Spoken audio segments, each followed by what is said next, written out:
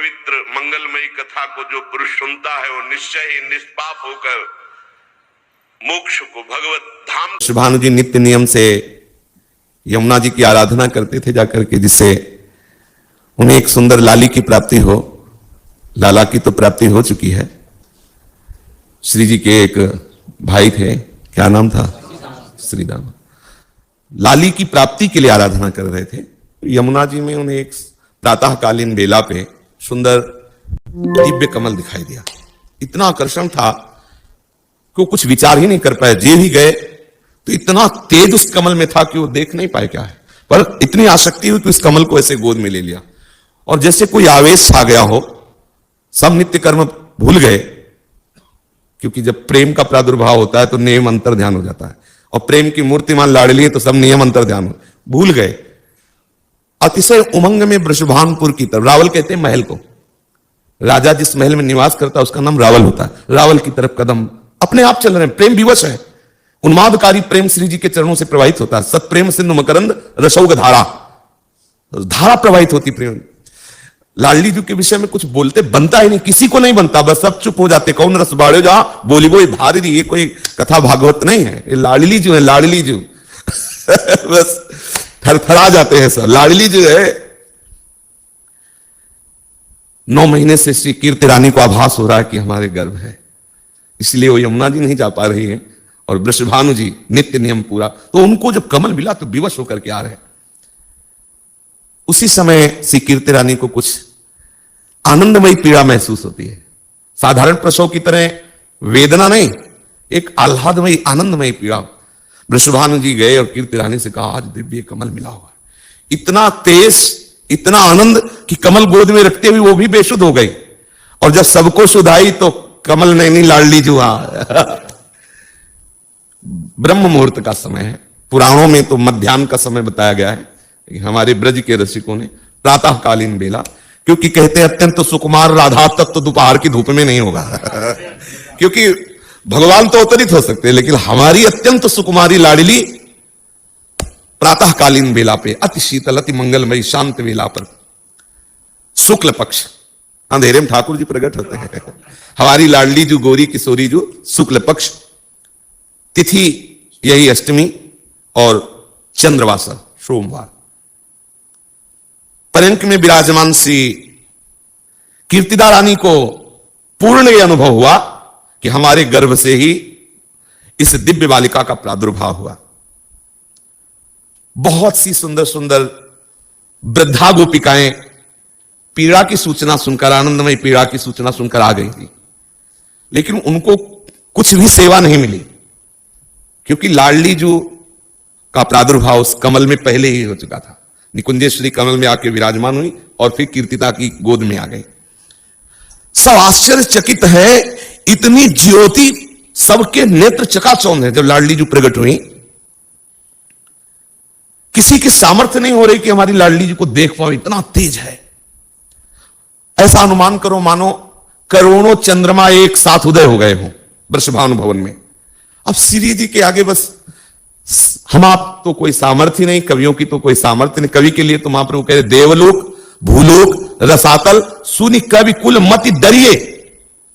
जैसे अभी हो रहा है, कुछ बोलने के समय सामर्थ्य नहीं रहती किसी की लाडली जी के विषय में। अगर वो फर्राटे से बोल रहा है तो अभी संबंध नहीं हुआ श्री जी के चरणों में, और अगर संबंध है तो फर्राटे से नहीं बोल सकता है, तो पक्की बात लड़खड़ा के गिर जाएगा। कुछ बोलना होगा नहीं, वो फिर वो सामर्थ्य देती है बोलने की। ऐसा लावण्य, ऐसी सुंदरता पूरे महल में छा गई। और पहले से ही दुर्वासा जी, श्रृंगी ऋषि, करभाजन जी, गर्गाचार्य जी, सांडिल्य जी, बड़े बड़े महापुरुष जो श्री कृष्ण जन्म उत्सव में ब्रज में वास कर रहे, वो सब आकर वृषभानुपुर को घेरे हुए थे कि आने वाली है लाडली जी। पहले से ही सब यहां वास कर रहे थे, आने वाली है प्यारी जी। जब प्यारे जी आ गए ना निकुंजेश्वर, तो फिर लाडली जी भी आने वाली है। जे ही भेरी बजी, मृदंग ध्वनि सुनाई दी, नगाड़े की चोप में जय जयकार होने लगा। द्वारपालों तक सूचना पहुंची, लाडली जी का प्रादुर्भाव हुआ। वृषभानु जी की लाडली प्रकट हुई है। संपूर्ण नगर में बिजली की तरह खबर फैल गई। श्री वृषभानु जी के महल में करभाजन, श्रृंगी ऋषि, गर्गाचार्य जी, दुर्वासा जी कुशा में सब जल लिए मंगल जल छिड़कते हुए, स्वस्ति वाचन करते हुए बड़े बड़े जो है दिव्य तेजस्वी महापुरुष पधारे। वृषभानु जी तो आनंद निमग्न है कि अहो भाग्य, कैसे कैसे महान ऋषि पधारे हुए हैं। श्री किशोरी जी के दर्शन के निमित्त सब आए हुए, दूर से लाडली जी के तेज को निहार रहे हैं, लाडली जी की वंदना कर रहे हैं। पूर्ण रूप से दर्शन नहीं हो पाए, दूर से तेज देखा, क्योंकि पर्यंक पर लिए हुए कीर्तिदा रानी है। बस वो श्री किशोरी जी के नाम की महिमा का वर्णन करते हैं कि अगर कोई राधा नाम उच्चारण कर ले तो अखिल लोक चूड़ामणि लाल जी को खरीद ले, इतना धनी हो जाता है। राधा रूप की तो स्तुति ही नहीं कर पाए, राधा नाम की महिमा करके प्रणाम किया और वृषभानु जी से कहा कि आपके भाग्य का क्या वर्णन करें। इतने में महाराज वीणा की झनकार सुनाई दी। श्री देवर्षि नारद जी, जिस दिन से लालजू का प्रादुर्भाव हुआ उस दिन से नारद जी इस खोज में थे कि प्यारी जू कहां है। अगर प्यारी जू को पधारना है तो पहले से भूमिका तैयार हुई होगी ब्रज में, कहां पधार रहे, बार बार ध्यान के द्वारा देख रहे हैं, लेकिन इनके ध्यान से परे श्री लाडली जो है। तो जब सुना कि वृषभानु के यहां लाडली जू का प्रादुर्भाव हुआ, सुनते ही अपार आनंद और खिंचे हुए वृषभानु भवन की तरफ गए। सखियों ने रोक दिया कि बाबा अभी तो लाडली जू कीर्तिदा की गोद में है, सूचना दे दो, बस मैं दर्शन करना चाहता हूं। श्री देवर्षि नारद जी को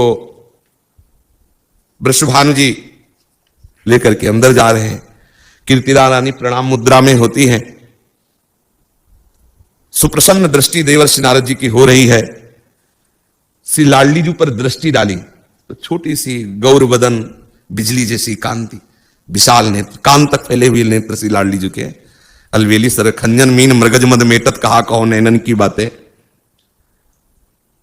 श्री लाडली जो ऐसे दिखाई दे रही मानो दिव्य तेजों में स्वर्ण से प्रतिमा रची गई हो, शांत, आंख मूंदे हुए, न हिलना न डुलना, बस ऐसे। अभूतपूर्व आनंद का अनुभव हो रहा है देवर्षि नारद के हृदय में। 2 घड़ी तक तो उनको शुद्ध ही नहीं रही, कुछ 48 मिनट तक तो ऐसे ही, बस जैसे मानो शिलाखंड हो।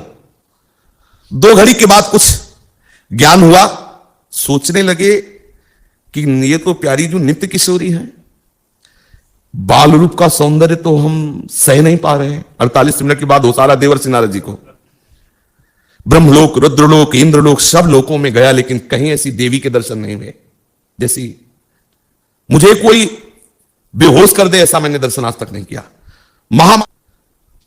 अपार प्रीति उमड़ रही है गोविंद के चरणारविंद में इस बालिका के दर्शन से। आज तक कभी श्री कृष्ण के प्रति ऐसा प्रेम नहीं हुआ जैसा अभी हो रहा है।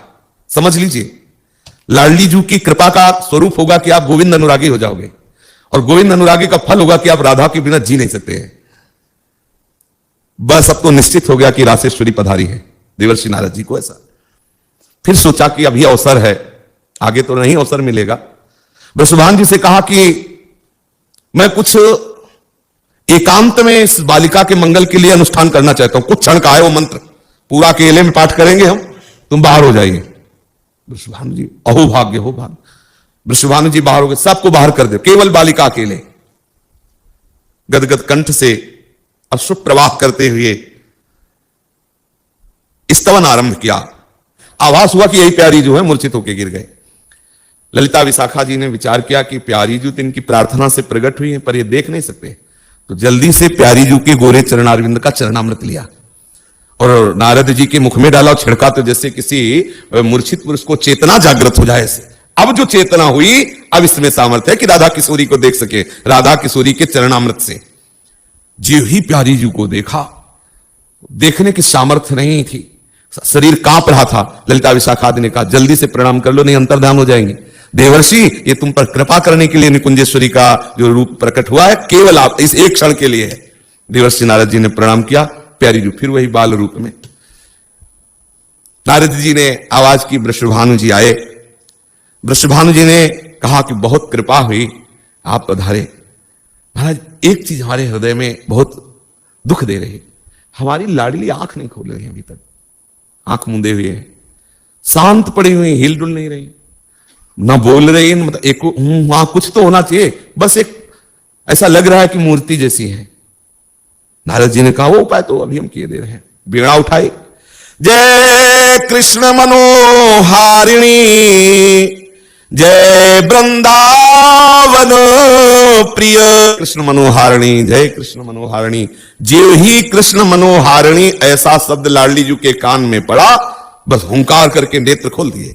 हमारी श्री जी के नेत्र तुम्हारी तरफ आवे, उसके लिए एक ही उपाय है, लालजू का यश सुनाओ, लालजू की महिमा सुनाओ। दृष्टि चंपक लते चमत्कृतांगी। लालजू की महिमा, लालजू का नाम, लालजू की रूप सुनते लाडली जी बरस पड़ती है, और लाडली जी की बात सुनते लालजू अधीन हो जाते हैं।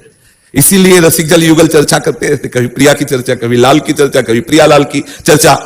नारद जी कृतकृत्य होकर के उत्सव में आनंदित हो रहे हैं। अब यह सूचना जेहीधर लालिप का प्रादुर्भाव हुआ, तत्काल शीघ्रगामी घोड़े पर विराजमान होकर के एक दूत गया और नंदगांव में बताया वृषभानु जी की लाडली हुई, लाडली का प्रादुर्भाव हुआ है। देर लगी क्या, बाबा मैया लाला को गोद में लेकर के पधारे। सखी जन और ब्रजवासी जन आनंद मोद में भरे हुए उत्सव मना रहे हैं। कोई कुछ वार रहा है। बाबा मैया ने सोचा वृषभानु जी के यहां कोई कमी तो है नहीं, बाबा से कई गुना संपत्ति वृषभानु जी के यहां है, हम लाडली जी के ऊपर वारे तो क्या वारे। बाबा है, ये भी नंदपुर के राजा है, अगर वो वृषभानुपुर के राजा है तो नंदपुर के राजा है, क्या वारे।